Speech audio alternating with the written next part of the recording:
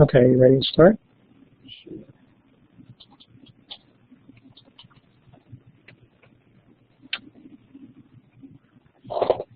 Good morning, everyone. Welcome again to what I think is the fourth of our annual updates on research in Alexander disease. I'm Albie Messing from the Wason Center at the University of Wisconsin, and today we're also joined by Dr. Amy Waldman from the Children's Hospital of Philadelphia.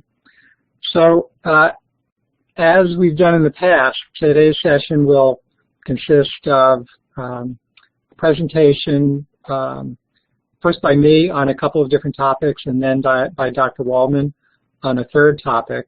And everyone is welcome and actually encouraged to ask questions as we go along the way. You can do that at any time using the chat function, and we'll be watching that, and I'll stop periodically to either try to answer those questions or to give people time to ask new ones.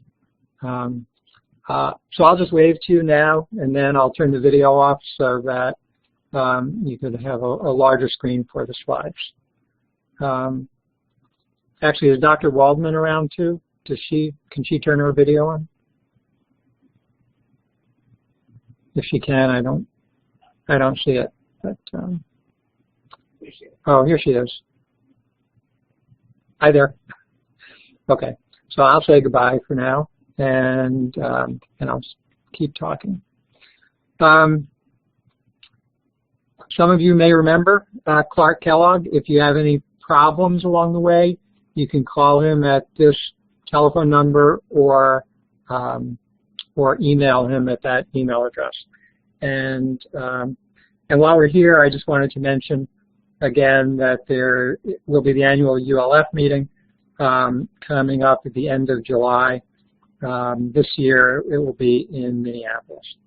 Actually, let me go back to the first slide. I wanted to say one other thing from the things on this slide.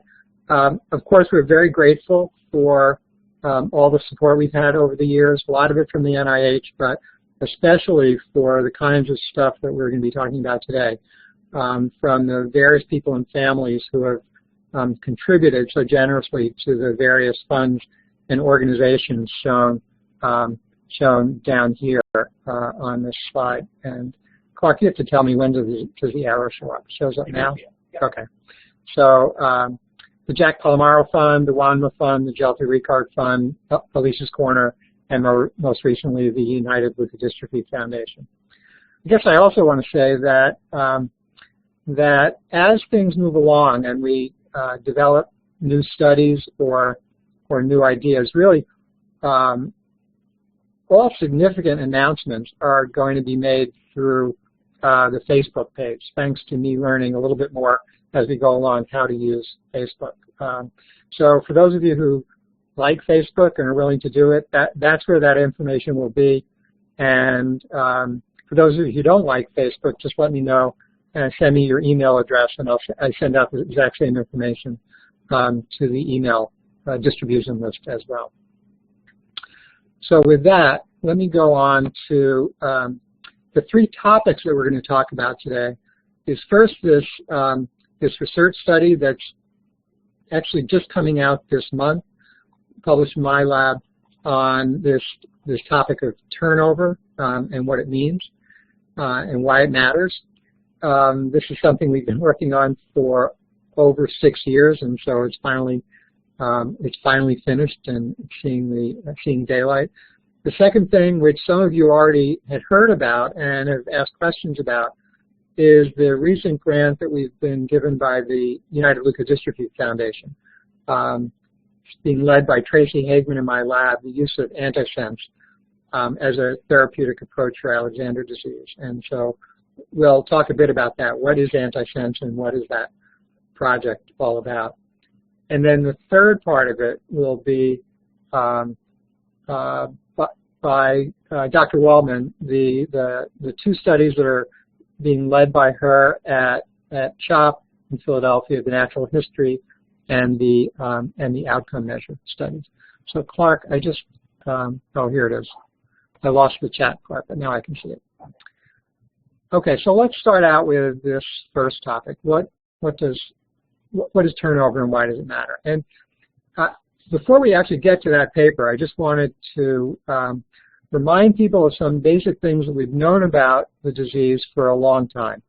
And the main thing is that GFAP, which is the gene that's altered in the disease and the protein that becomes abnormal, the GFAP levels are actually elevated. So in addition to the protein sequence being abnormal, the levels rise. And we've known that for over 10 years now. And first we studied it in my lab at the level of RNA shown on the left-hand side in this slide. Jim Goldman's lab from Columbia University in New York studied it at the protein level shown in this what's called a Western blot, and you see the intensity of this band right here is in this Alexander patient much darker than in these two healthy control individuals here. So we've known that levels are really high in Alexander disease. And in addition, what we published 2 years ago now is that you can actually see this in living patients as well. So we measured GFAP levels in the blood and cerebrospinal fluid of patients, and in CSF, it's elevated in almost all individuals. This is a log scale that you can see over here on the y-axis. So these levels really are almost 50 times or more elevated over the control levels. So in CSF, it's really quite high, and in all but one of these patients, it was elevated over the control values. Blood was a bit different. It was clearly elevated in the early onset patients. And as a group, it was statistically significantly elevated in the people with juvenile onset, that is up to the age of having first symptom up to the age of 13. But in the adult onset patients, there was no detectable change in the blood levels of GFAP. So the point is that it is high in certainly in brain and probably spinal cord, and some of that is reflected in these more readily accessible biopsy sites, blood in CSF. That's going to be an important issue as we go through the discussion today, and Dr. Waldman will take that up again towards the end. Okay, so another thing we've known actually for over 20 years is that having too much GFAP in your brain, it can actually be much worse than having none at all. And that was initially discovered from our work in these mouse models. It was done in the 1990s. So that in part has given rise to the idea that one way of dealing with the disease would simply be reducing the levels of GFAP that otherwise are accumulating to these toxic levels. So the turnover study began with a very practical question, and that is, if we somehow figured out a way to turn off production of GFAP, how long would it take to clear it from the brain? And so we decided that was a really important question to address, and as I said, we decided to embark on that study over 6 years ago. And so that's what I'm going to be talking about in this first part of the session. So when you think about GFAP levels reflect a balance of synthesis and degradation. So if you think about the synthesis part, it either is coming originally from transcription of the gene and then translation of the messenger RNA from the message into protein by synthesizing amino acids on the right-hand side of this into a full-length protein. And then after you have full-length protein, protein is degraded on a regular basis back to amino acids, and then some of those get reutilized in synthesis. So overall, the total levels reflect this balance of synthesis and degradation. Now, in Alexander disease, for quite a while, we've had evidence that there's an increase in synthesis, so that in part the elevated levels we see are because there's too much synthesis. And there's also a fair bit of evidence at the same time that protein degradation was impaired. It wasn't as convincing as the synthesis side of the equation, but we still thought that was taking place. So basically, on both sides of this, increased synthesis, decreased protein degradation, there would be a reason to have increased levels of GFAP present in the brain. Now, if there was decreased degradation, that would even make the clearance time longer than it would be otherwise. And that was one of the things that really concerned us, because GFAP is one of the longest lived, just the general class of proteins that GFAP belongs to. The whole gene family are called intermediate filaments, are already known to be very long-lived proteins. So we just felt that if degradation was impaired on top of synthesis being increased, it could take a really long time to clear things out. And we just needed to know the answer to that question. So the turnover study was really a project by Laura Moody in my lab, and it was done in collaboration with Mike Sussman and from the Department of Biochemistry here, and Greg Barrett-Wilt from the Biotechnology Center at the University of Wisconsin. And it was largely supported by the Gel2 Ricard Fund, so we're especially grateful to them for letting us start this project. So let me start by explaining something about the way it was done. And the question is, what is an isotope? So the way we're tracking the change in the GFAP in the brain is by taking advantage of the fact that in nature, nitrogen exists in two forms. And what these little diagrams at the top show is the atomic nucleus in the center and these electrons in these orbits around the nucleus. And most of nitrogen in nature, over 97 or 98%, is in the form of nitrogen-14, which contains 7 electrons on the outside, 7 protons, and 7 neutrons on the inside. But a very small percentage of nitrogen in nature actually has 1 extra neutron, so it has 8 neutrons in here. And that changes the atomic mass to 15 from 14. Now, that turns out to be something that is actually measurable using techniques such as mass spectrometry. And the way we can take advantage of that is by looking at the sequence of amino acids present in GFAP. So this slide here just shows the amino acid sequence. Each amino acid is indicated by a single letter. And human GFAP, actually I'm not sure why that number's down here. It should be 432 amino acids long. One of the common mutations that we've made mouse models to reflect is right here, right in the center of GFAP, is that arginine at position 239.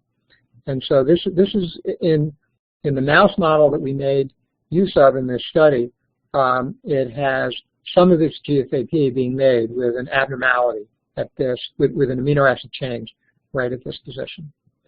But the way we measure, the way we take advantage of the N14 and N15 difference is by chopping up the GFAP into all of these much smaller peptides. They range in sequence or length from, looks like about 10 to 15 amino acids long. So we chop it up, and then we're looking at the nitrogen content in each of these peptides. The whole, if we're using a technique such as mass spectrometry, putting the whole protein sequence in is just too big, but smaller peptides like this is within reach. So on the next slide, I'm going to show you what the mass spectrometry picture looks like for this particular peptide right here, now shown in green. So if you take that peptide and inject it into the mass spectrometer, what you get is something called an envelope. And when the peptide contains nitrogen, that's nitrogen 14, the most abundant form of nitrogen in nature, you get a profile that looks like this.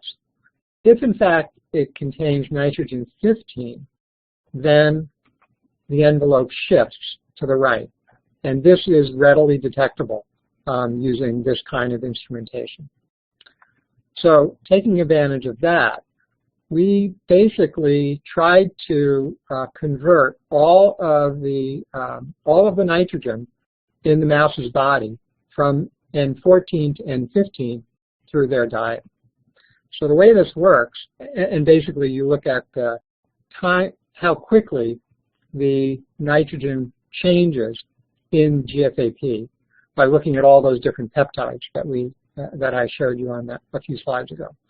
So the way you do this is you convert all of the nitrogen in the proteins in the animal to heavy nitrogen using the diet, feeding them.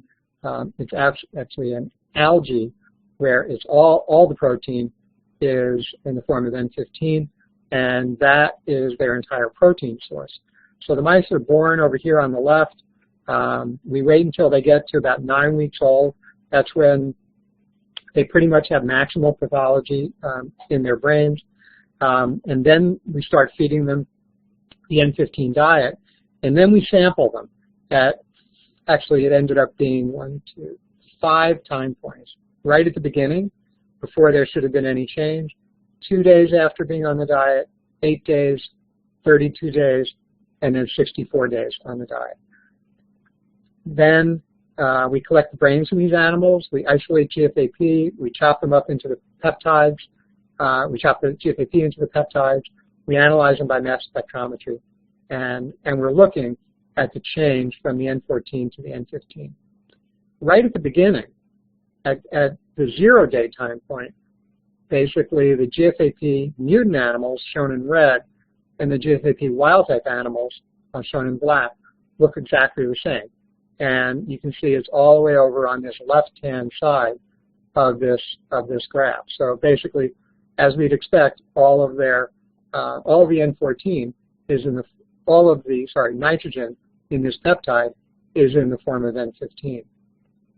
If you looked at them at the end of this process, at 64 days, almost all of them are over to the N15 side. But the GFAP mutants and the GFAP wild types look essentially the same.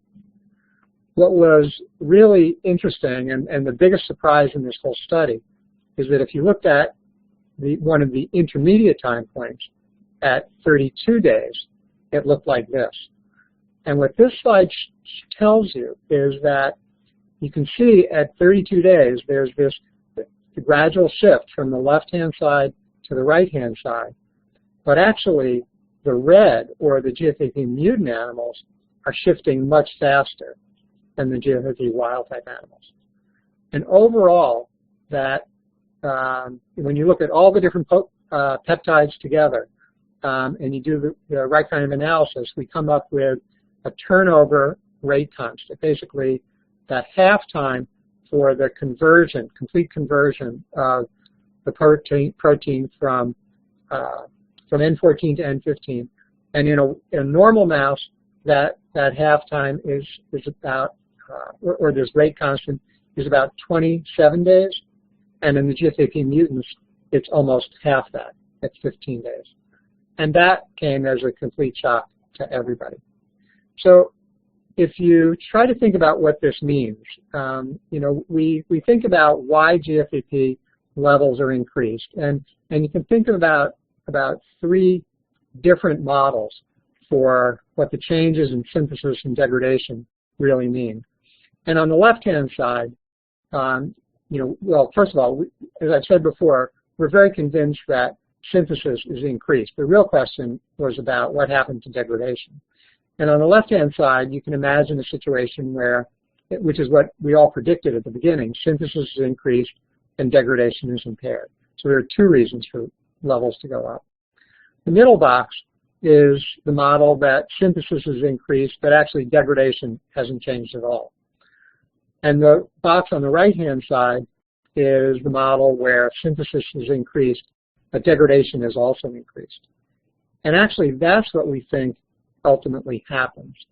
So if you think about this in a slightly different way, the rate of synthesis or degradation as a function of age, we think that early in life, right around birth in a mouse, synthesis is very low. But actually, this is comparing mutants to normal mice. But if you think that the change in synthesis rate occurs at some point in the disease process, then synthesis is starting to elevate. And then at some point, degradation also starts to increase, eventually reaching the same rate as synthesis. So the reason, or the real area to focus on is right in here. And we think that the reason levels go up in Alexander disease is because there is this period of time where synthesis has increased, but degradation hasn't caught up. In the mouse, this process occurs very early. We know that the synthesis rate occurs within the first and second week after birth. And after that, it stays pretty stable.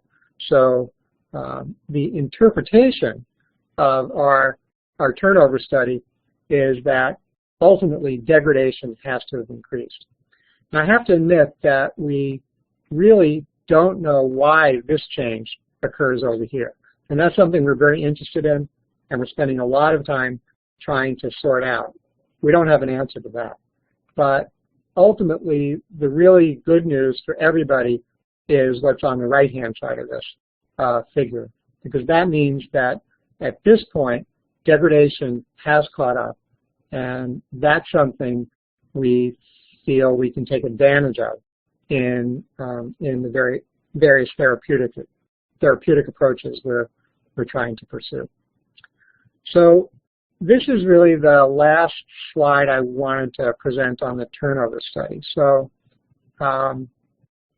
maybe I'll just stop for a second and ask if anybody has any questions that they want to ask about this.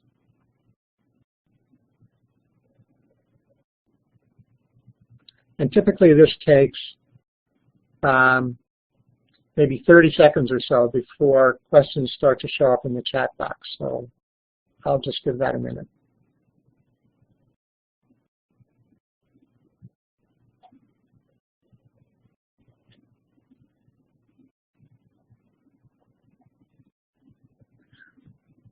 But if not, we could go on, and of course we can come back to this later, and people can, and we'll be watching the chat box all along the way. Okay, so now we're starting to see questions. And Clark, I've forgotten. Can everyone else see the chat box? It should be. Okay, so we're expecting that everyone can see the questions. But actually, for people who are maybe watching or listening to this from the recorded version, I'm not sure they can. So I'll just briefly repeat the questions. One question is, for the adult onset, when can I expect degradation to catch up with the synthesis? And then there's another question: is what's the average time that it takes the two to catch up? So. You know, these are, right away, these are really interesting and important and difficult questions to answer. So all we really know about right now is the mouse. And what I can tell you is that this change in synthesis rate, as I said, happens early, between 1 and 2 weeks after birth. And then we believe degradation at least has caught up by the time we started the turnover study, which is 9 weeks after birth. So 9 weeks for a mouse is an adult mouse. If we try to translate that to the human situation, and I'll go back to this first question, for the adult onset, when can I expect degradation to catch up? You know, basically, we don't know exactly what's happening in human Alexander disease, because every time we've measured, or the only opportunities we've had to measure brain GFAP levels, unfortunately, is after an autopsy was done. And for the blood and CSF levels, in our first study, we only measured that at one point in time. So I think this is a question that's coming up, will come up later on with Dr. Waldman. One of the important follow-up studies that would have to be done in the future is looking at blood in CSF at multiple time points to see if they change. Basically, we think that at some point in human Alexander disease, the GFAP levels go up, but like the mouse, at that point, they stay maybe relatively stable. Obviously, the disease is often progressing, and symptoms are getting worse. We don't really know at that point whether the GFAP levels are changing or it's just that they're already elevated and they're gradually having a variety of toxic effects. So then there's another question about, is there an average time that it takes for the two to catch up? Again, all we know is for the mouse, sort of the beginning point and the end point, it must have taken between 1 week and about 9 weeks for it to catch up. You know, maybe it was a little bit faster than that, but that's something that would have to be studied further in the future. So then there's a question, how do you know once you slow down synthesis that degradation won't also slow down? So that's a very good point, and actually I would expect degradation to gradually slow down. But you know, we're really getting into speculation here, and that's fine, but I guess what I would expect is that just the way I'm saying synthesis went up first and then it took a while for degradation to catch up, I think the same thing would happen at the other end. Synthesis, if we do it right, would go down, and degradation then would slowly follow, and it's that window in time that we hope would reduce GFAP protein levels. And that's something we're going to have to find out. Actually, that's going to be a major topic of the ULF grant that I'll be talking about next. So maybe I'll come back to that. We won't be studying degradation per se, but degradation rate, but what we are measuring are protein levels. And if protein levels go down, that's all we want.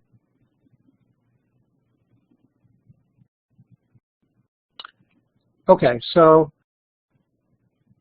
again, if people have more questions, just go ahead and type them, and we'll keep track of them and come back to them at some point. So let me turn next to this topic 2, the ULF grant. The title of it is Use of Antisense Oligonucleotides as a Therapeutic Approach for Alexander Disease, and what is Antisense. To put that study, oh, and I should say this grant was just awarded earlier this year, so it started January 1st, and it's not a tremendous amount of money, but we think we're going to be able to get a lot done with it. And so, you know, within less than 6 months or so, I think we'll have a lot to say about this.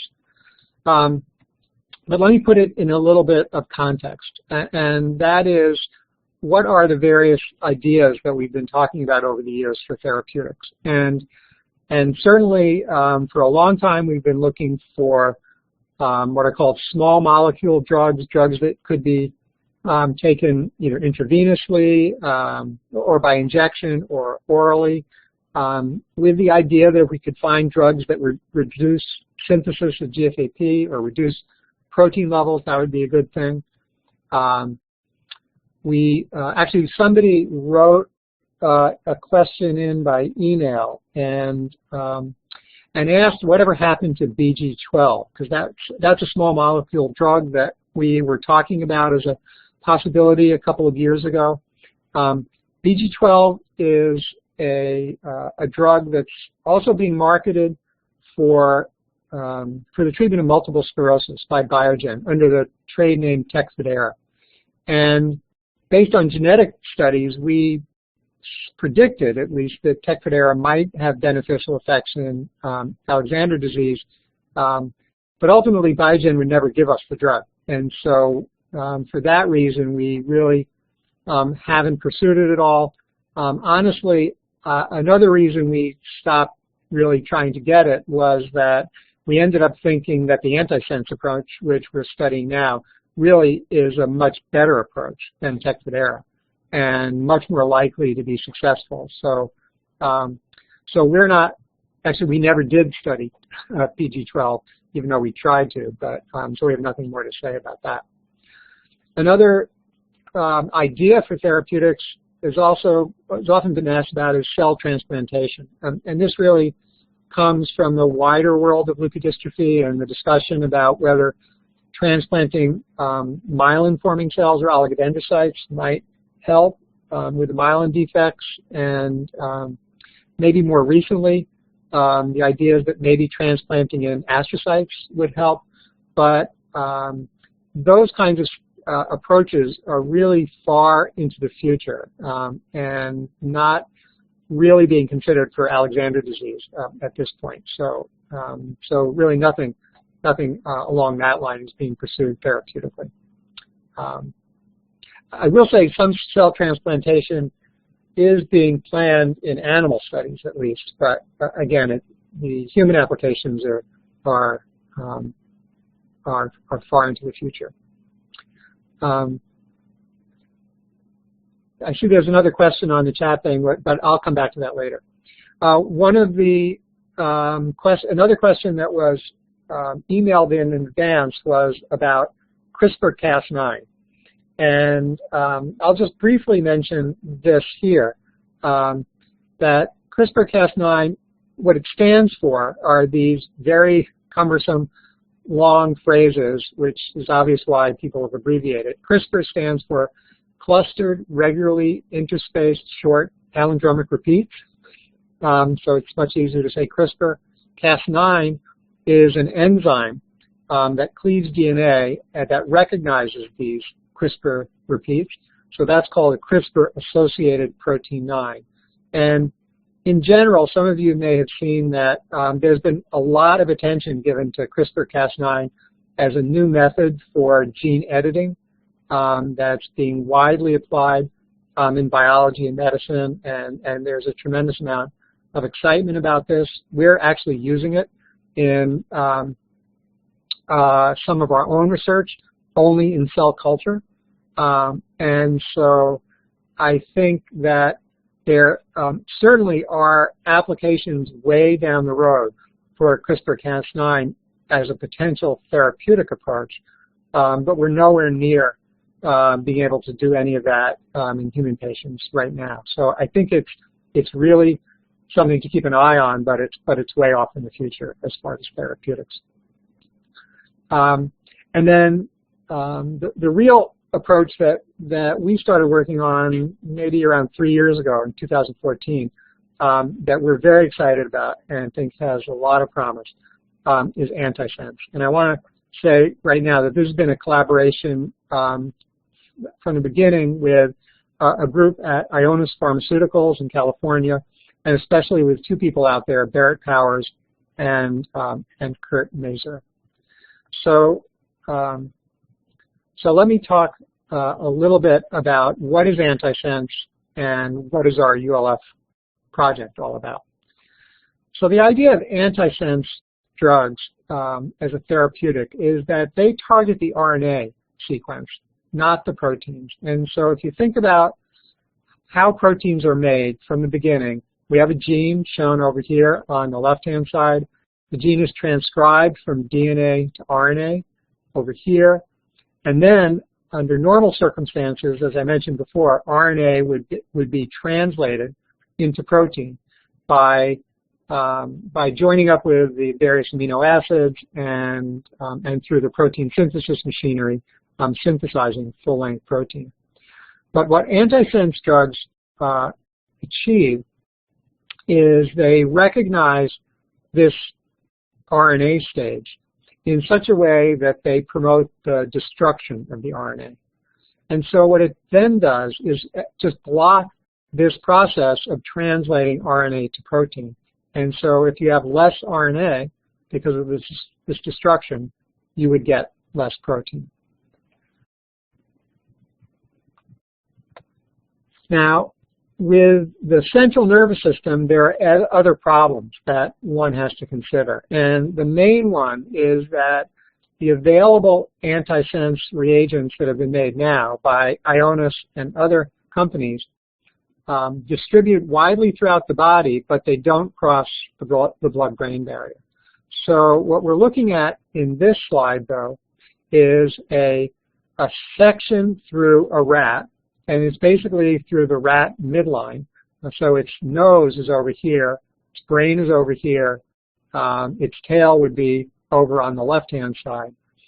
And what you can see here is that the antisense is stained with black. And if you administer the antisense directly into the cerebrospinal fluid, that is by intrathecal administration, then you can get delivery to the central nervous system, and in fact, you can get delivery all throughout the central nervous system. So it's a really remarkable feature of these reagents now, is that once you get them past the blood-brain barrier, they distribute broadly throughout the spinal cord and brain. Another really remarkable thing, and this is what got me interested in trying it 3 years ago, is that they've now been engineered in such a way that they can be quite durable and last for months at a time. So when you think about methods for delivering drugs to the brain and spinal cord, obviously intrathecal administration is not the easiest way to do it. But the longer the duration is, then the less often you have to administer it. And that's another topic that Dr. Waldron will come back to in the last part of today's presentation. So Ionis has been doing this for a long time. They've been working on other CNS diseases such as Huntington's disease, amyotrophic lateral sclerosis. They can sometimes get really substantial reduction of their target proteins, and they have experience in multiple species, rodents, dogs, pigs, primates, and even in human clinical trials. Most recently, some of you may have heard that the FDA has approved the first such drug for the treatment of spinal muscular atrophy, and this is one that's made by Ionis. So there's really a tremendous amount of interest in the whole world of antisense therapeutics and growing experience with their use for the treatment of central nervous system diseases.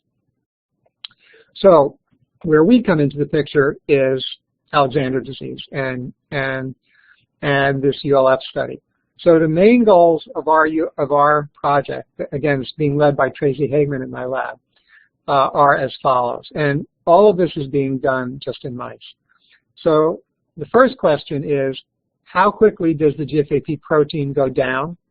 And then how quickly does it return? So it's that question of what is the duration of action of a single administration of an antisense.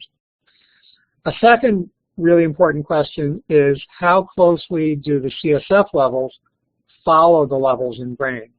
And obviously in a mouse, we can collect CSF and then we can immediately follow that by collecting the brain, and then we can compare them directly. But we can't do that in a human, but knowing the answer to this question from the rodent studies will be really important for interpreting the hopeful future studies in humans. The third question is asking about whether all forms of GFAP may be targeted. And many of you may not know this, but GFAP actually exists in more than one form in the brain and spinal cord. Most of it, maybe over 90%, is in the form that we refer to as GFAP alpha. A smaller amount, maybe 5%, is in the form of what's called GFAP delta. It has a different tail sequence shown here on the right-hand side of this diagram. There are a couple of other forms that may or may not be present in the brain, probably aren't. But the issue for us is, do we have to get rid of all of these, or is just getting rid of alpha enough? And that will ultimately factor into the design of the oligo reagents that are used as treatments. And then the last question, of course, is do the mice improve? And that's knowing that GFAP levels go down, of course, is the first step. Ultimately, we would love to see that the mice improve, and we'll find that out in the next 6 to 12 months. So that's the parameters of the ULF study. I guess I want to also emphasize, I think I have one more slide, summary. So the summary of what I've talked about so far is that turnover in the GFAP in the adult mouse is increased, indicating at least that the degradation pathways are functional, and that's a very important thing to know. And so we're now focusing on ways to inhibit synthesis, for which we think the most promising approach is antisense. And the newly funded ULF grant is really just intended as a proof of principle demonstration product, just to learn more about the basic properties of these antisense therapeutics. But what I really need to emphasize is that the mouse antisense reagents that we're working with now would not work in humans because there are enough differences in the specific sequences of the messenger RNA between human and mouse. Nevertheless, all of our work has been so promising that Ionis has already undertaken efforts to make human-specific versions of these antisense reagents or antisense drugs that ultimately could be used in clinical trials. So we're certainly on track towards being able to try this in patients. And that's going to be the topic that Dr. Waldman takes up next. So at this point, let me pause again. I'm happy to answer any questions about antisense, but I can also go back to this question from before about turnover. And then, well, so the question is, when degradation catches up to synthesis, is this generally close to the end of life or earlier than that? And I can't answer that. The problem for us right now is that in the mouse is not nearly as severely affected as human patients are. So our mouse models don't have a shortened lifespan. You know, as I indicated, we think degradation must have caught up by at least 9 weeks after birth. You know, it's a young adult mouse, but we don't know what to say about that in human patients. So, yeah, there's one new question, and this is a question that we think about all the time. If antisense treatment works, will it effectively be creating a GFAP deficiency, and are there any drawbacks to this approach? So, so as I said, we spent a lot of time thinking about that question, and one of the reasons we decided to take this approach right at the beginning was that we already knew a lot about GFAP deficiency states from mouse studies that were also done over 20 years ago. And in contrast to many other so-called knockouts, so where you create a mouse strain that has no functional gene for, let's say, no functional GFAP and no GFAP protein at all. In contrast to lots of other GFAP knockouts or other genes where the mice are very sick or actually never develop, GFAP knockout mice look almost completely normal. And they're certainly born in normal numbers. They grow up to adulthood. They breed normally. They have some very subtle physiological changes. I have no idea how that would translate to a human. And they really only start to show abnormalities in the settings of injury. So, for instance, in head trauma or inflammatory or infectious diseases, GFAP knockouts were worse than normal mice. So, by and large, the GFAP knockouts had such a mild phenotype that if you balance that against certainly the severe forms of Alexander disease, then you might make the decision that the risk of a GFAP deficiency is acceptable compared to the risk of having Alexander disease. So that's one way to look at it. Another way to look at it, which is also something that's an active area of investigation in the lab right now, is maybe you can suppress GFAP just partway and bring it down to normal levels rather than going all the way to a GFAP deficient state. So that's really the whole question that we're going to be focusing on this in 2017. How completely can we suppress GFAP, and is there a benefit to doing it only part way rather than the whole way? So there's another question here. Is there any way to know if other cells are using RNA amino acids that would be blocked by ASO treatment?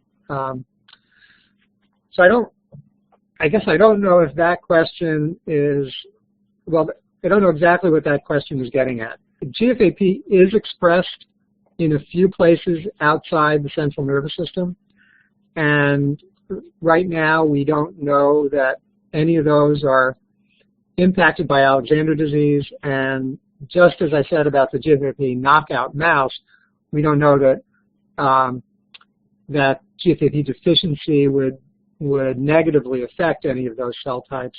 In addition, if you administer the antisense directly into the cerebrospinal fluid, not as much of it gets out to other tissues and organs. So there's some indication that you will get a little bit of suppression in some of those organs of GFAP, but not as effectively as you would in brain and spinal cord. I don't know if this question is asking whether the RNA amino acids, if the GFAP antisense would block anything other than GFAP. And that's also part of the project that we're undertaking right now, is to make sure that it's not affecting anything else. But that's one of the actual advantages of the whole antisense approach, because you can build so much specificity into these sequences then that the chances of non-specific targeting of other genes are lower. It's not to say that there are going to be no side effects whatsoever from antisense treatment, but that's where we're learning a lot by the applications to other diseases like spinal muscular atrophy, Huntington's, and ALS, so we can take advantage of what's learned in those settings.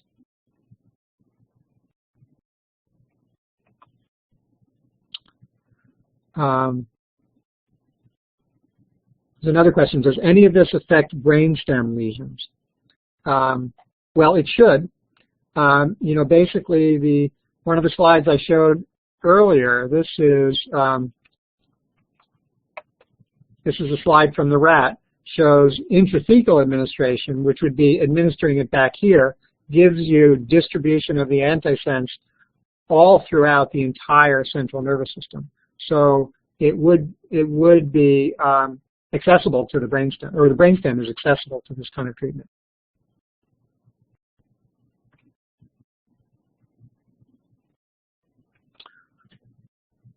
Okay, so at this point, again, we can come back, and we're happy to answer more questions later on, but at this point, why don't I turn the program over to Dr. Waldman.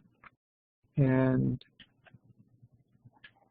let's see if we tried this out earlier this week. Hopefully it'll work.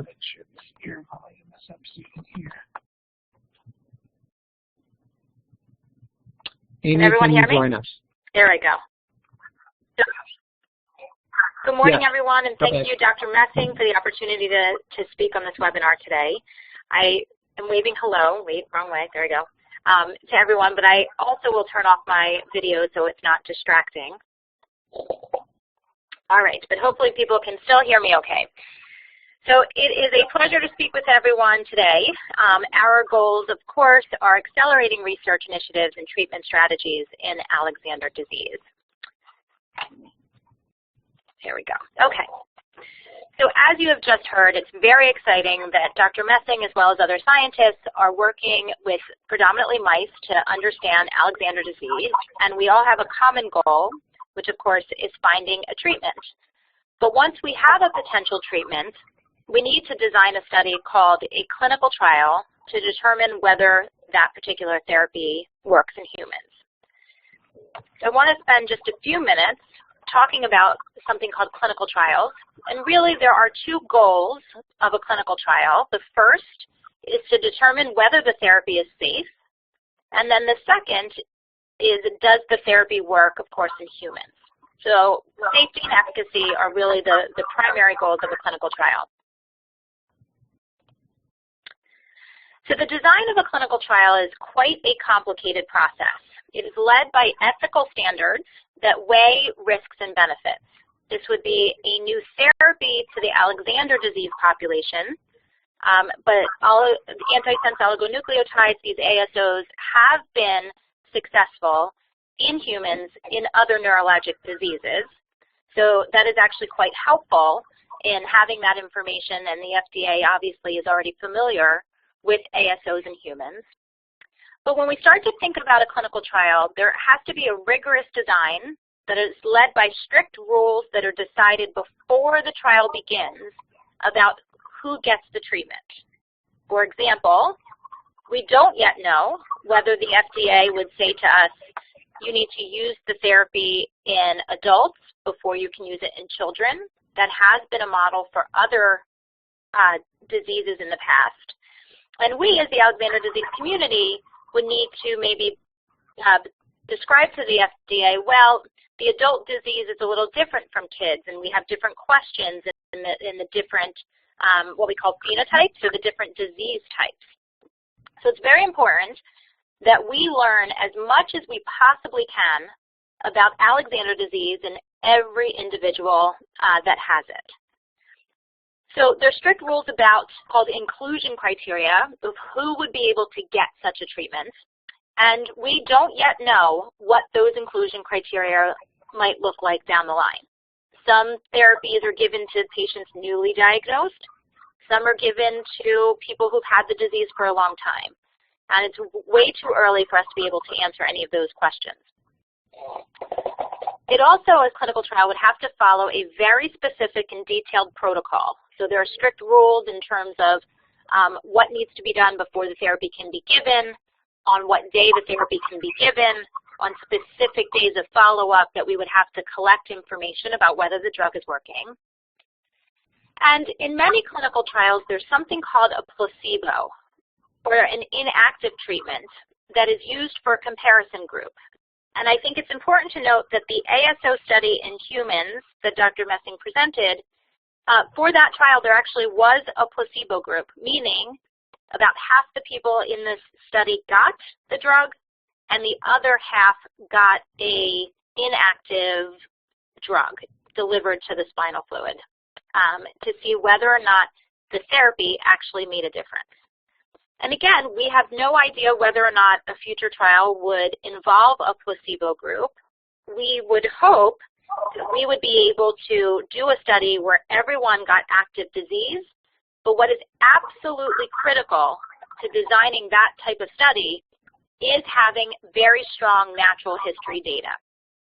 So the FDA will sometimes allow you to do a clinical trial where you don't have a placebo group and everybody gets the drug, but that's if there's very clear and rigorous information about the natural history of the disease. So a natural history study is the foundation of rare disease research.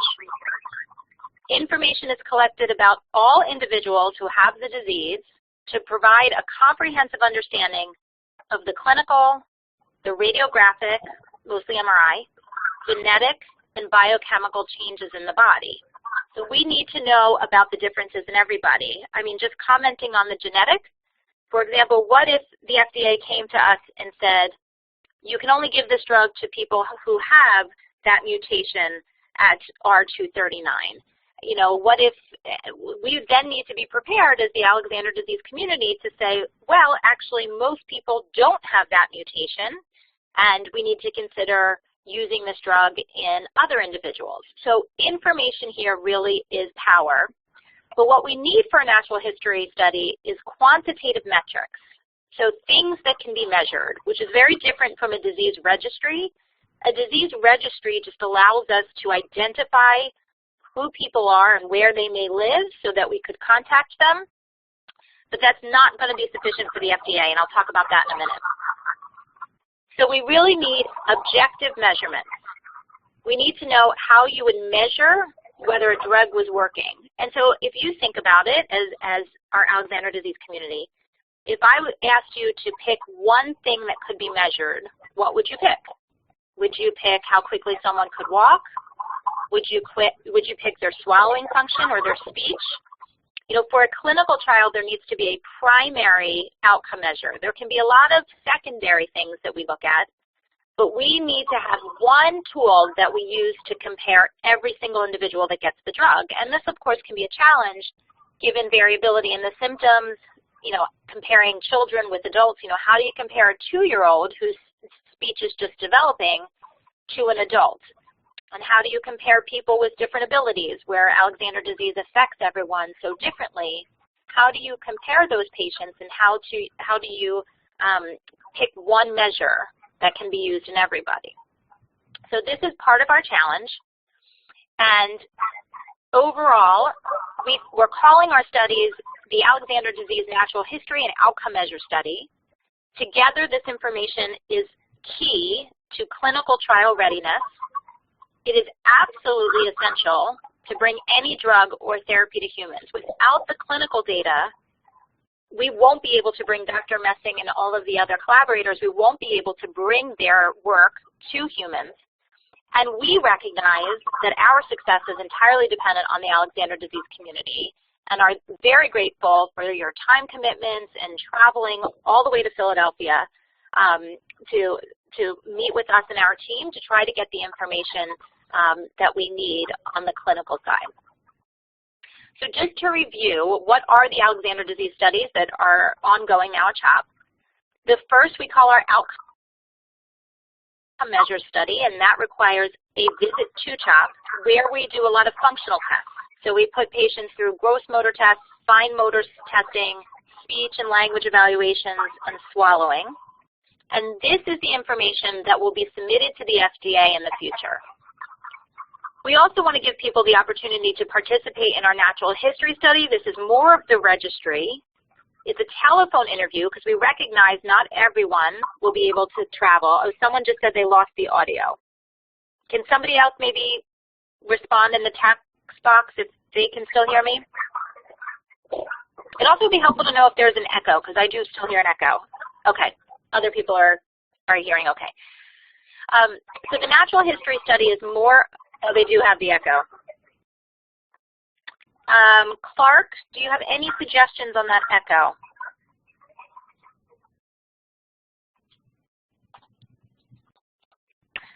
I don't know, we'll keep, okay, he says the echo is small. We'll keep going. It's not limiting. Okay, great. All right, so for the natural history study, that is more of a registry, and that is more of a, that's conducted through a telephone interview. We recognize that it is not always feasible for everyone to travel to CHOP. And so what we're trying to do through our what we're calling the natural history part, is identify where patients are with Alexander disease throughout the world, talk to them about their experience so we understand their symptoms and we understand their genetics. And that data is incredibly informative, but unfortunately is not useful to the FDA. So it is essential so that we know as much as we can about Alexander disease, but the FDA will not accept any of that data.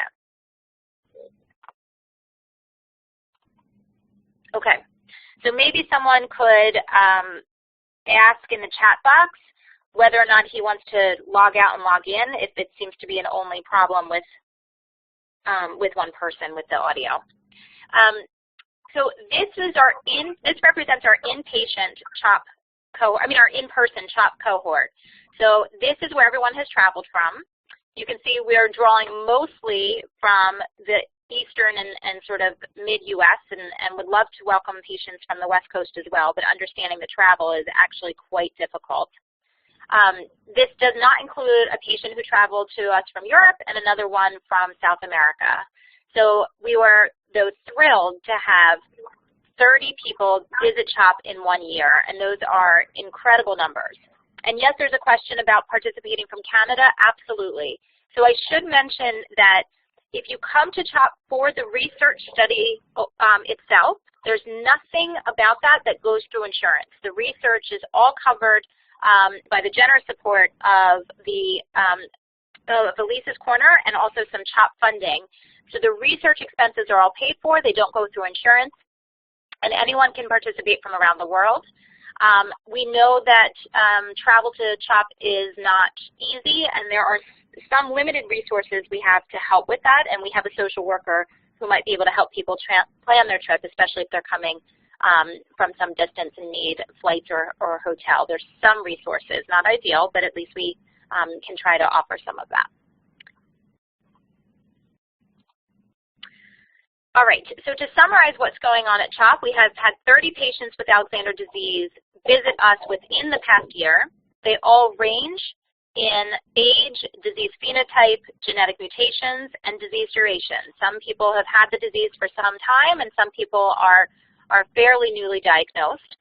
And yes, we will take people from England and anywhere in the world. We know of some friends in Israel and Italy and South America, South Africa. We've been contacted by individuals from throughout the world, and we will welcome any of them to CHOP. Maybe I should just pause and comment that maybe in an ideal world we would be able to set up centers at other places to do some of this work more locally so families didn't have to travel. That would be ideal, except that I feel as a neurologist that I learned so much more about you from meeting you myself as opposed to reading your records and just seeing papers of maybe your physical function or your speech and language.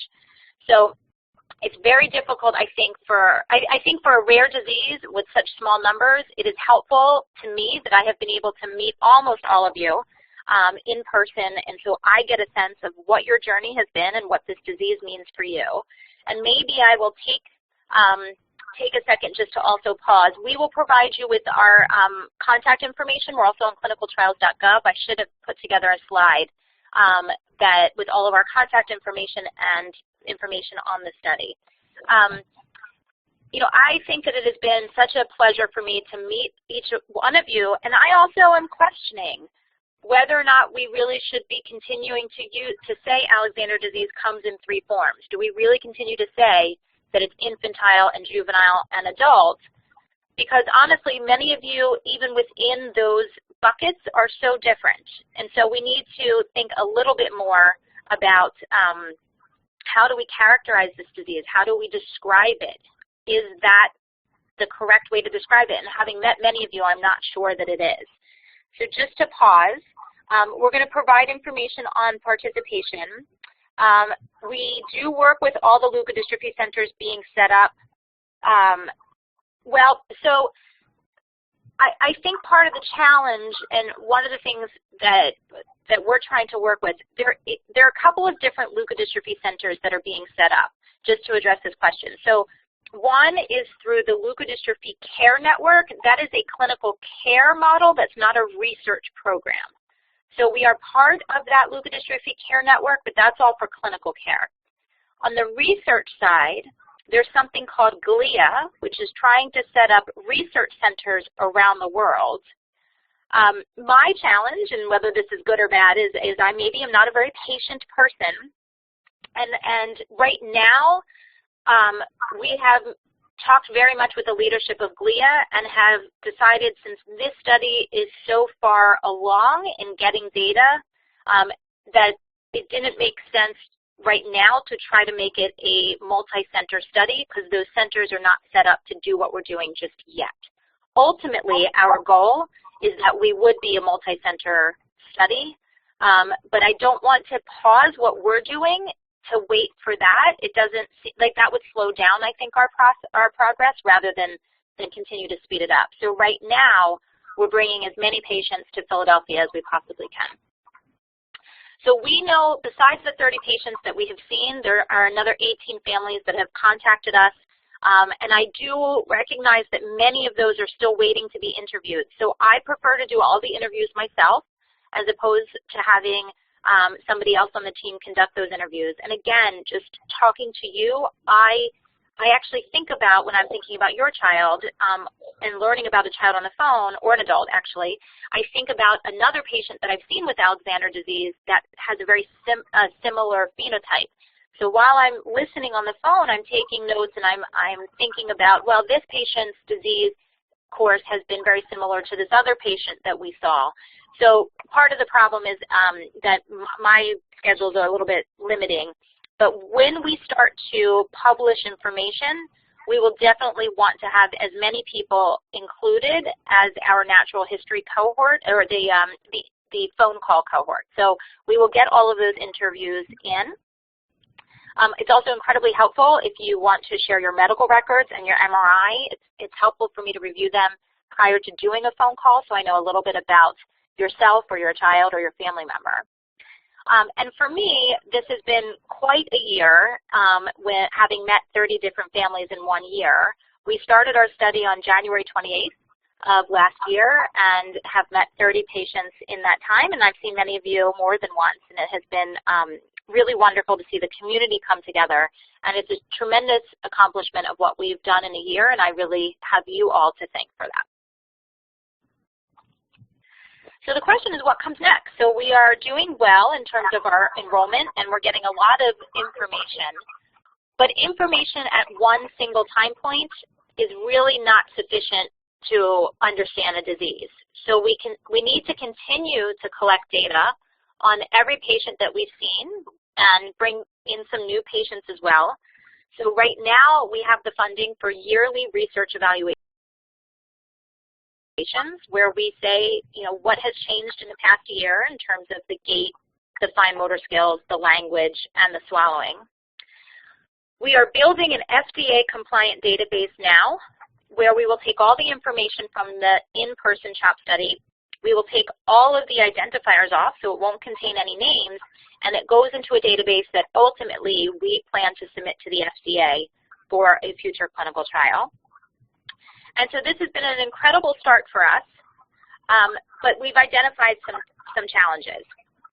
So how do you compare children and adults across different abilities? You know, how, again, similar to what I was saying earlier in the call, it's difficult to try to say, I'm just watching the chat box as I'm talking, it's difficult to try to pick one measure that would be the primary outcome measure for everyone. And if there are positive changes over time, how do you know what can be attributed to a drug and what's normal development? So there's a lot more information that we need. But I want to introduce the concept of a biomarker or surrogate endpoints. This is a very complex topic that ideally needs more than one slide, but just essentially, a biomarker or surrogate endpoint is something that is a laboratory or other finding that predicts disease. So a common example is blood pressure in heart disease. If you do a blood pressure study and you decrease someone's blood pressure in 1 year, you're probably not going to change their life in that year, but you are reducing their later risk of heart disease. So the reason why the FDA will use blood pressure is because they know that over time, elevated blood pressure results in disease. So the challenge in the clinical trials, you have to pick a marker that will change in less than 2 years. Most clinical trials are about 1 year to 2 years. And so we have been talking a lot this morning about one such measure, and that's possibly GFAP. So I'm going to talk about in the next slide. I just do need to mention that there's a lot of requirements for any such marker to be considered valid. And so we'll talk about them a little bit more. But as you know, the GFAP, and Dr. Messing talked about this already, is elevated in the spinal fluid. And so we've asked the question, well, what if we can measure GFAP in everyone?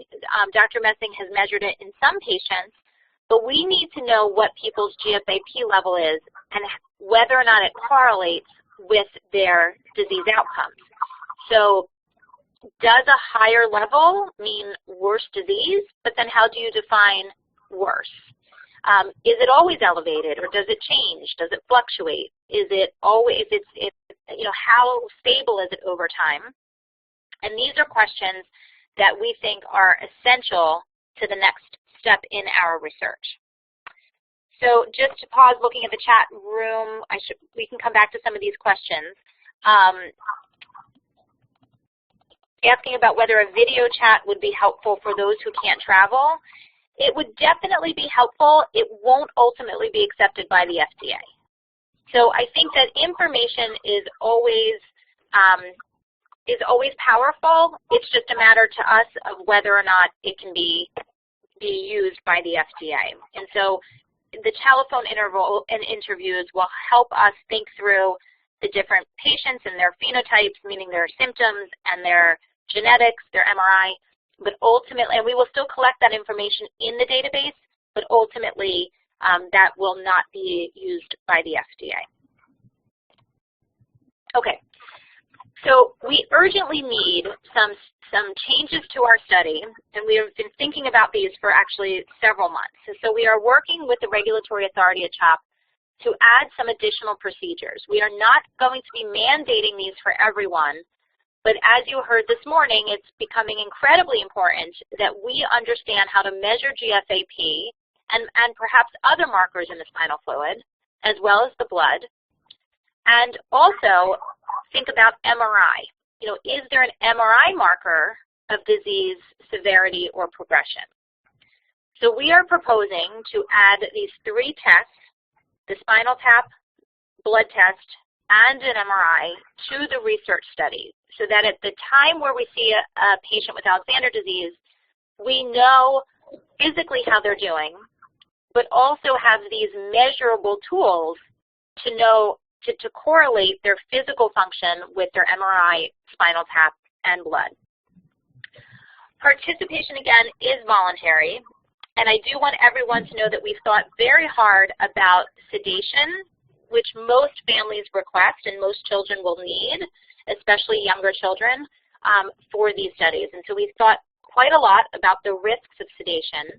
And we have welcomed an anesthesiologist, Dr. Chris Ward, whose research is all on the neurological effects of sedation.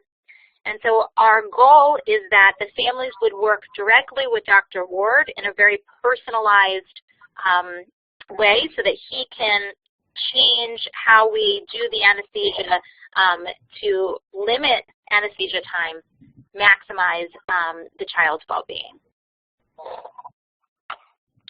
So as we consider these different risks to patients, the safety and health of each patient is our top priority. This is not an easy decision for us to ask you to put yourselves or your children through an MRI and a spinal tap. However, as you just heard, everything sort of is pointing to how we measure GFAP, and the blood is not going to be sufficient. So the fastest way to bring Dr. Messing's work to an actual clinical trial is to understand how to measure GFAP, and more importantly, what those measurements ultimately mean for patients. We do want to make this easy on the families as much as possible. A couple of things to note: that any MRI and any spinal tap done at CHOP will be done under our research umbrella, meaning that there will be no charge to the insurance, and there will be no co-pays or anything like that. The research study will be paying for these clinical tests. We've had tremendous difficulty with out-of-state insurances and patients from the United States in getting clinical things approved at CHOP. Because this is part of the research, it will be covered by the research study. And the research scan would replace actually a clinical MRI scan. So the research scan is essentially similar to what we do when we obtain a clinical MRI, and so we will be able to interpret it clinically in terms of telling you whether or not there's been change over time from a prior MRI, whether there's the development of hydrocephalus. Those things we would be able to answer, and you would get those results. The plans for sedation are going to depend on age, symptoms, and individual needs.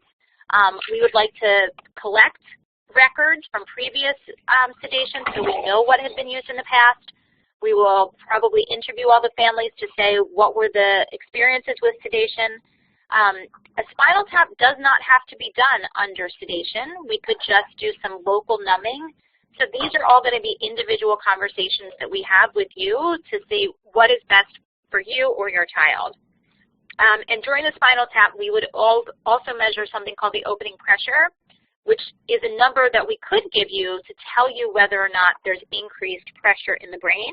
And we might make some treatment decisions if we find increased pressure.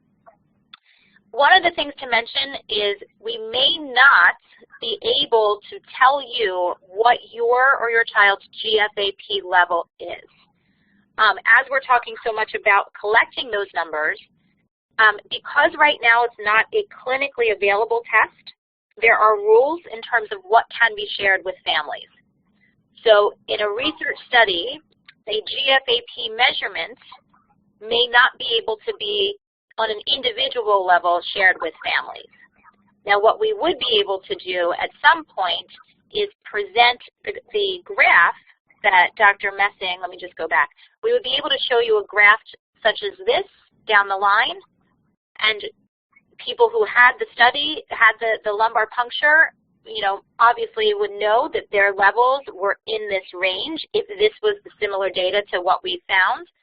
But we will probably not be able to give people an individual number of what their GFAP level was. And the reason for that is really just regulatory and safety and IRB rules. Because we don't yet know if high levels of GFAP mean anything, the IRB, or the Institutional Review Board, thinks that it would be irresponsible of us to tell a family their individual number. But we do have a meeting to clarify all of this with the IRB on Monday. So putting everything together, we're very excited that a potential treatment for humans with Alexander disease is currently being developed. It is important to note that this therapy would be administered through a spinal tap, and we've talked about this already. That way it reaches the target in the brain. If the therapy were, for example, given through a pill or an IV, it would not cross the blood-brain barrier to get to the brain. So ultimately, and I should mention that the current ASO therapy is being administered through a spinal tap for the other neurologic disease for which it's been approved. So because we know that this is something that's going to be coming in the future, we're hoping that we can measure GFAP levels now so that we understand what they mean. The therapy is predicted to lower GFAP, but we don't have enough samples of spinal fluid with GFAP to know exactly how this applies to patients. And so different markers, such as the CSF markers and MRI, are likely to provide data that's of vital importance for a future clinical trial and represents key information that the FDA will ask us to provide in future clinical trial planning meetings. So this is a major, not roadblock, but opportunity for us to gather the information that will help bring this to trial. So my last slide, preclinical studies for therapeutic strategies are in development, and we are doing the clinical studies here at CHOP to provide the FDA the information they'll require. We are incredibly grateful for the financial support from Elisa's Corner. Just so everyone sort of has an idea, I had internal funding from CHOP to test 8 different patients with Alexander disease, and then I was advised to stop the study, analyze my data, and wait until I could get more funding in order to complete the study. And if we had done that, then we wouldn't be in the position we are right now, where we're about to start building things for the FDA. And so we're really grateful that Elisa's Corner enabled us to continue the study, that we didn't have any gaps, and it has been an incredible year for, I think, all of us. And we recognize that none of this would be possible without the dedication of our Alexander disease families, so we are so thankful for you. All right, so I'm just going to start backing up and going to some of the questions on the chat. Okay. So I think we addressed some of the in-person versus phone call study. And we will take whatever information. Can you give us a minute? Yes, go ahead, Albie. All right, so let me try to answer some of the questions about the GFAP levels and whether CSF can be collected somewhere else and sent to you. Perfect. So one of the issues about CSF measurements of GFAP is that ideally all of those samples would be collected in exactly the same way before and processed in exactly the same way before the GFAP measurements were made. And when we did our initial study that was published, we could do that for all the blood samples that were done. We weren't allowed to do that for the CSF. The CSF samples we used were only what were called leftover clinical samples. And that means that they were handled in all sorts of different ways. Sometimes they were left out on the bench top for a couple of hours. Sometimes they were put in the refrigerator for 2 or 3 weeks. Rarely were they frozen. And having that much variability in the way the CSF samples were handled really posed a big problem. So that's why going forward, what Amy's talking about for these new samples, we really need to have them collected and processed in exactly the same way. They need to be, actually, I mean, there are a lot of details to the way you might define this, that the first few mils are not used, that you take 3 through 10 mils of the tap, you spin it within 5 minutes, you freeze it within 30 to 60 minutes, and then you store it at a minus 80 degree temperature. So we really need to have all of that standardized in a way that makes it difficult to do if you're getting it done somewhere else. And of course, down the line, if this expands and it becomes a multi-site study, we could put those procedures in place to have it done at multiple sites in exactly the same way. But at the beginning, it's just way too complicated. So I think that's all I was going to say about the CSF. And then there's the question about whether the potential future treatment would halt the disease or would it reverse it.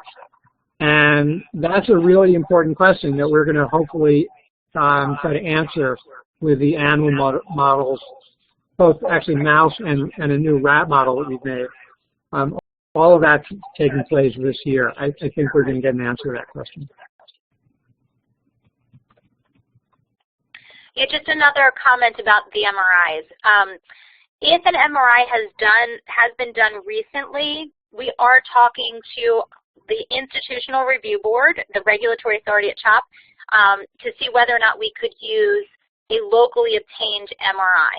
Now, what we're trying to do is do everything under one sedation, and the MRI that we're doing may have what we call different sequences, so different types of pictures. But we are thinking about, if an MRI has been done within the last 6 months, of taking your clinical MRI as opposed to making or asking families to go through a second MRI. So the MRI, I think we can be a little bit more flexible on. There are some differences in terms of the way an MRI is done locally, in terms of the way the pictures were obtained. But I think really it's the spinal fluid, as Albie was just describing, that we would want.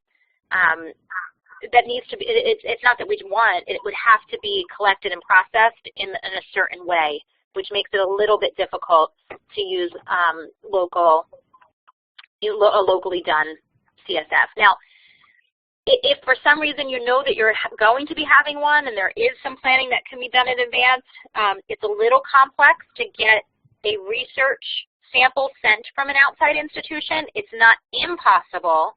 And if the best that we could do is plan this, even if we had a day or two in advance, so that we could talk to them about spinning it and putting it on dry ice and sending it, possibly, but for all the reasons we just discussed, it's probably better just to do it here.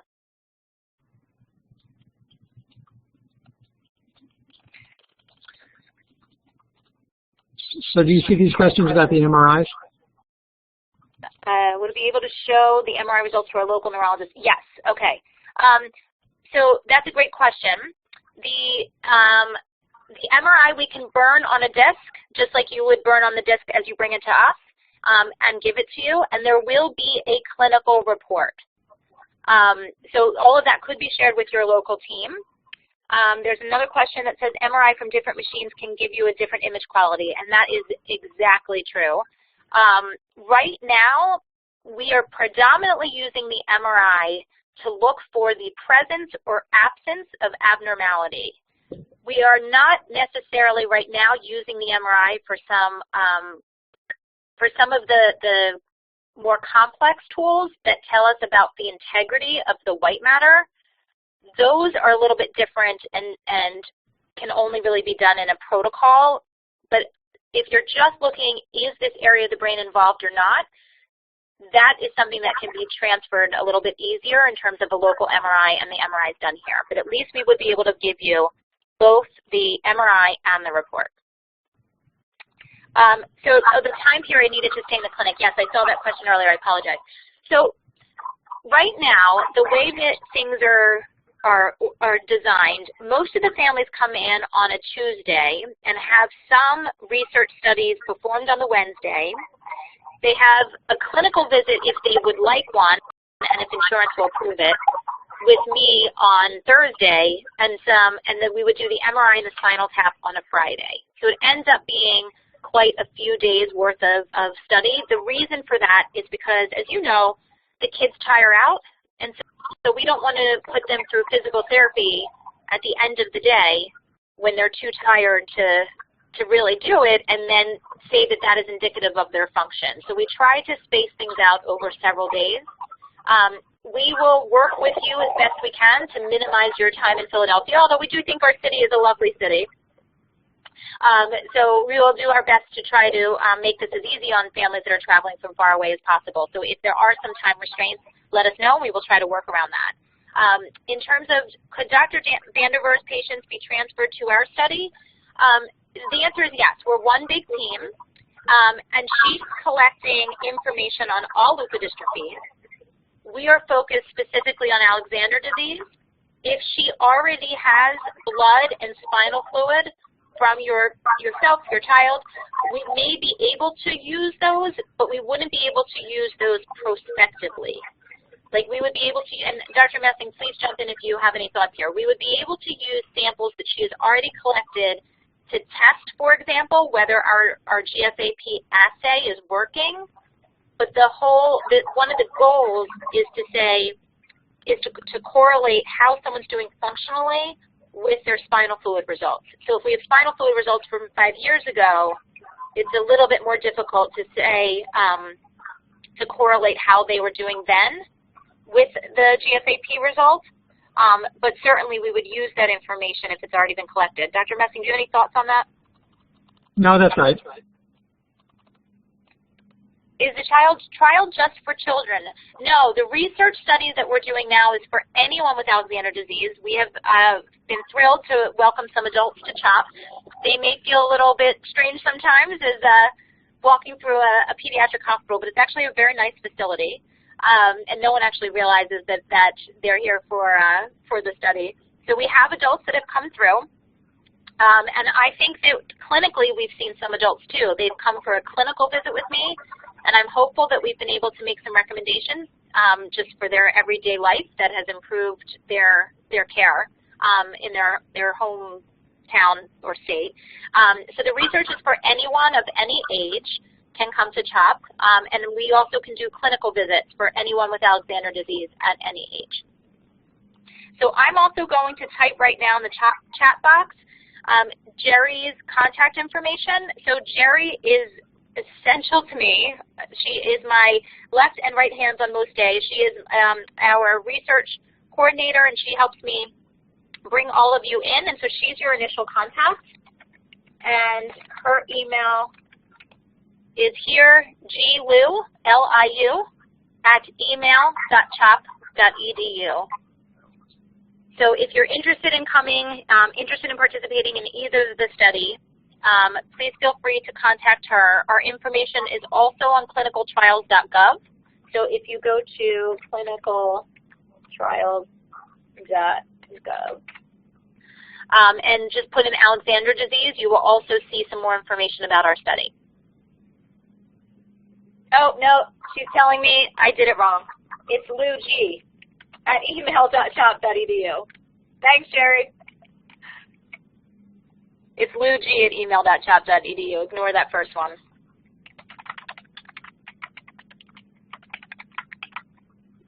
louG.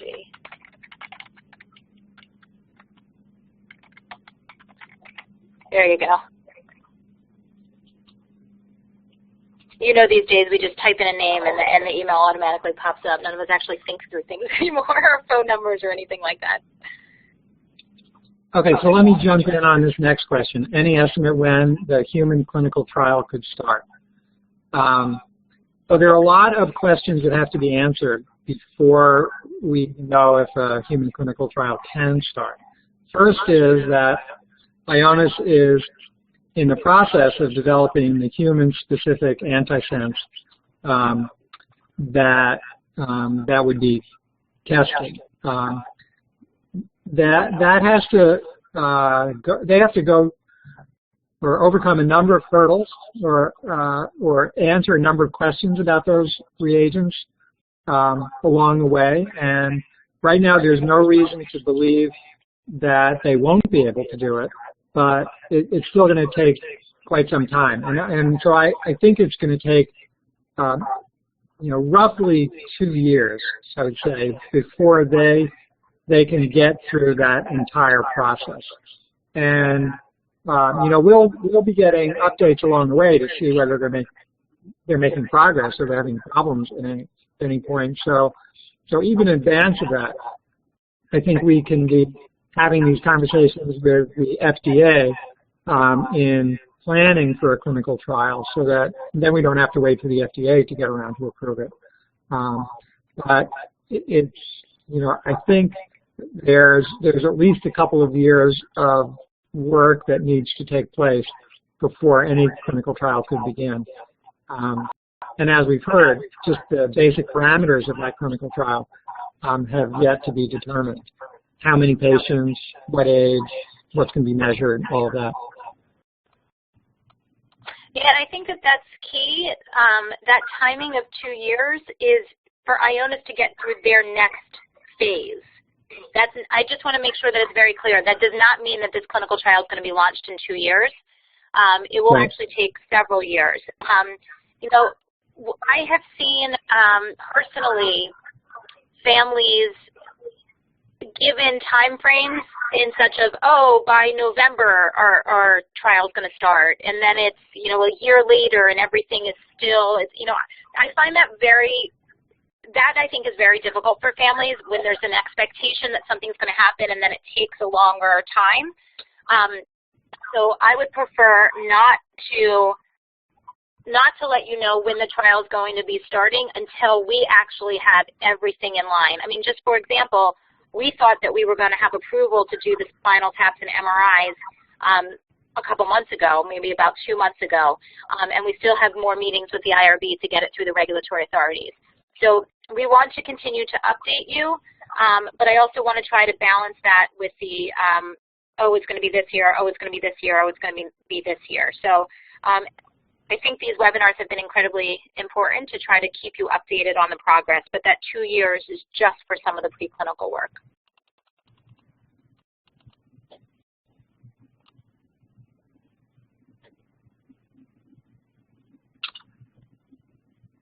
Okay, so if there are no more questions, feel free to email us later on, and if you have any follow-up questions. If past experience is any guide, it'll probably take us a week or so to have the recording of today's session up on our website. Is that realistic, Clark? Yeah. It's a little bit like planning for clinical trials. We don't really know when it's going to happen. Thank you again for everybody who joined us today. And maybe we'll see you in Minneapolis at the ULF. Bye-bye.